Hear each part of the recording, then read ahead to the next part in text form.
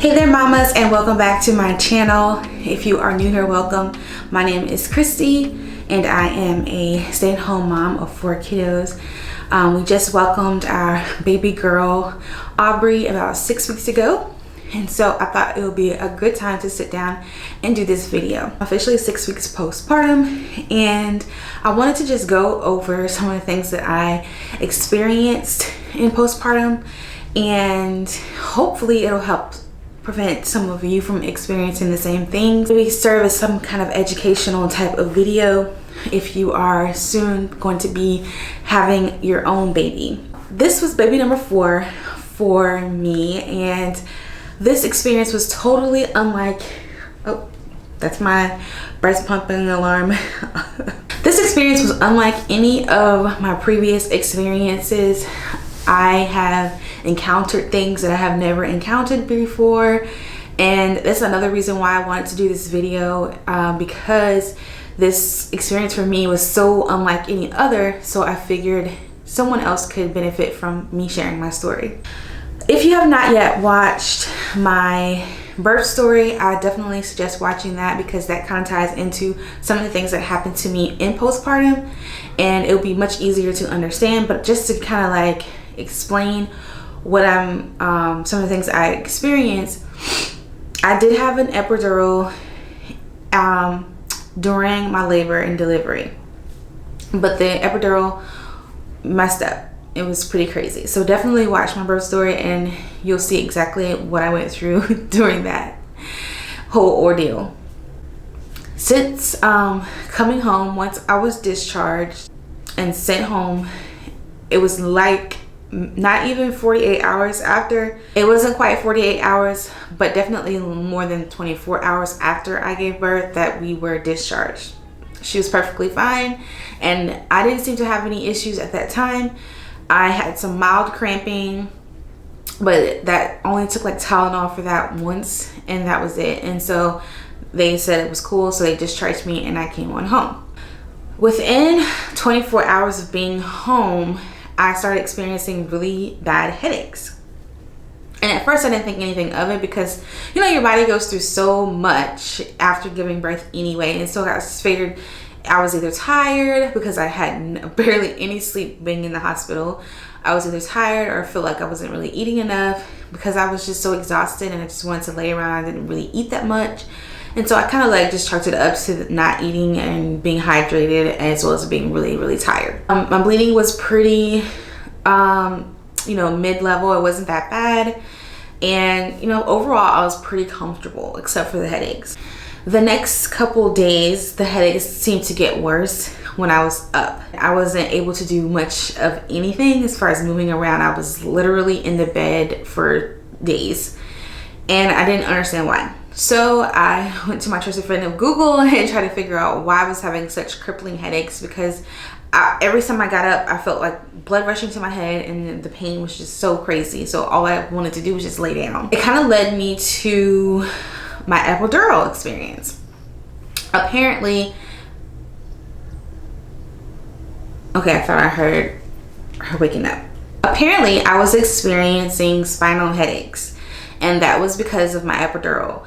Basically, there was an epidural puncture in my spine that leaked spinal fluid, and that was why I was having these really bad headaches. I contacted my doctor, and he basically said that this could happen. It's really rare that it happens, but it can happen. It is something that happens to some people.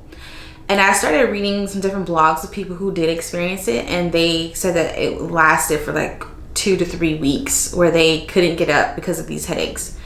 And so I was really upset that this is what was going to be happening to me for the next couple of weeks. Like, I really couldn't enjoy my newborn because I was in so much pain. It was just really, really bad. I had a really bad back pain on top of that, and it was really hard to sleep comfortably, lay comfortably, because of my back pain, but also because of these headaches, where they would get worse with every type of movement that I would do. And I felt really guilty because,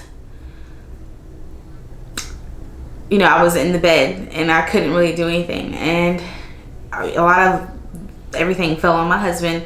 And I felt bad because, you know, he did so much during my pregnancy, and I was ready to get back to doing things like, you know, making meals and cleaning up the house and helping with the kids, and I couldn't do those things still.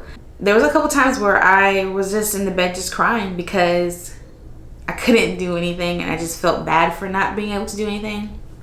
And of course he would always say, you know, it's okay, you can't help that this happened to you, but it didn't take away the fact that this is how I felt. Whew, getting a little emotional. Yeah, so I would feel so useless, and then again also just in a lot of pain. And then of course trying to breastfeed, it was a really hard time. That kind of leads me to breastfeeding, since I brought that up. So I breastfed Ayden, my toddler. He's now about to be 4 in just a month. I breastfed him for 2 years, and we had no problems with latch, no problem with supply. I always breastfed him on demand. I never pumped a drop of milk when I was breastfeeding him. I did try a few times, like if I was on vacation, but I didn't need to pump, basically is what I meant to say. I didn't need to pump milk for him. With this this particular baby, that is not the same experience as that experience I'm having. When she was first born and they put her on me, she did latch on, but it wasn't a very good deep latch. So I had a lactation consultant come the next day, and she stayed with me for an hour. We did a whole lot of different things, and she still wasn't getting a very good latch.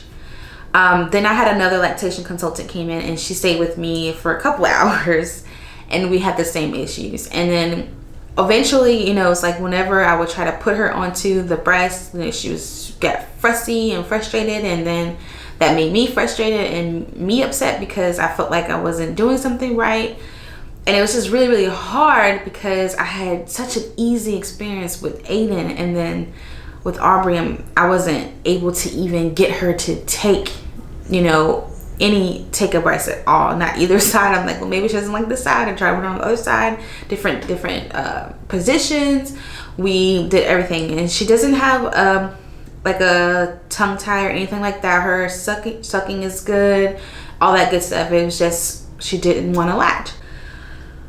I started pumping, and so now I've been exclusively pumping. I consistently have tried to continue to get her to latch, like just on my own, and still we haven't had any luck. And so I just kind of just said forget it, because I don't want to continue to make her upset. Because every time I would do it, she would just get frantic, and I didn't want that type of relationship with us right away. I didn't want her feeling like that. She's just a newborn. That's all I've been doing. I've just been pumping.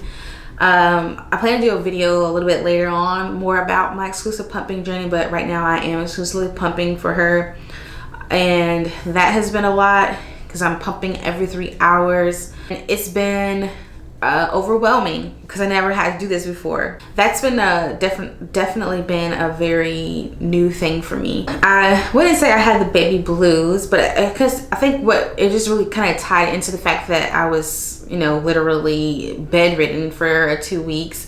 You know, I was really sad all the time, mainly because of that, and because I wasn't able to do much of anything. And then also because of the breastfeeding, I felt so guilty, and I felt like I kept wondering, how are we going to establish that bond if I can't breastfeed her? Because me and Ayden, we had that, and I wanted that with Aubrey. And it's funny because like when I was pregnant, that never once crossed my mind that I wouldn't be able to breastfeed, or that we wouldn't have that bonding time. That never crossed my mind at all. I was excited and looking forward to it again. To not have that, it was really hard. And I kind of felt as though I was not doing my part as her mom to provide for her. So even though I'm giving her breast milk, it's like that one part about the whole bonding and giving her, you know, that I don't know how to even explain it, but I feel like that's missing. Or I felt like it was missing. I feel a little bit better about it now, but there was a part in time where I just felt really depressed about it. And depressed is probably not the right word to use. I just felt really, really sad about it and felt really, really guilty. And yeah, so now I'm starting to feel better about things, you know, especially now that I'm recovering from the headaches, and I had ringing in my ears, and at one point I couldn't hear it all from one of my ears, which is also a symptom.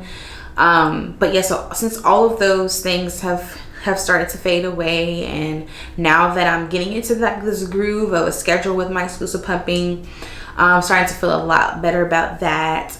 And realize that I can bond with her in other ways, like we do a lot of skin to skin, and just make sure I keep her really close with me when I am feeding her from the bottle, to try to at least, you know, emulate that experience as much as possible.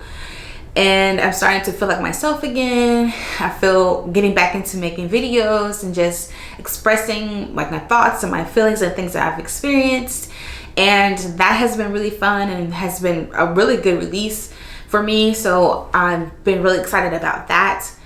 And yeah, so I'm starting to come around and come out of that cloudy funk that I was in before. I am no longer bleeding. I think my bleeding only lasted almost a month, like 3 weeks, and then it started to you know, disappear. So no bleeding at all now. All is well as far as my appointment went, so everything looks good. Ready to start working out and getting rid of the rest of this weight, this baby weight. I'm starting to feel a lot better now, and so I just wanted to sit down and kind of like share my previous experience with you guys. If you guys have any other questions about anything I experienced, definitely ask away in the comments. Okay, now I think I hear Aubrey waking up, so I'm gonna go ahead and end this video. But thank you so much for tuning in to another video here on Hey There Mama. I am looking forward to making some more content for you guys, so definitely stay tuned and subscribe if you have not already. If you like this video, please give it a thumbs up. It would really, really be helpful to me. And I will see you all in the next video. Bye-bye.